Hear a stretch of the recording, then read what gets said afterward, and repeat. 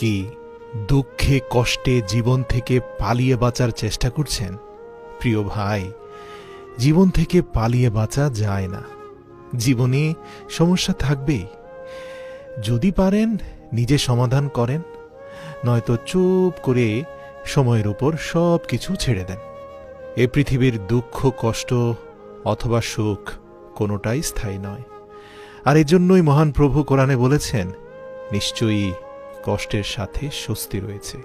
তাই যদি খুব কষ্টে থাকেন, তাহলে আপনাকে সুসংবাদ দিতে চাই, অতি দ্রুত সুখের সময় আসছে।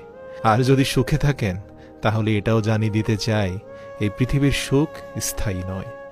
আর যদি সব সময় চান যে আপনার কল্যাণ হোক, আপনার ভালো হোক, কোনো প্রকার ক্ষতি যেন আপনাকে স্পর্শ না করে, তাহলে বিনীত অনুরোধ করব, সব সময় আপনি অন্যের কল্যাণ করার চেষ্টা করুন।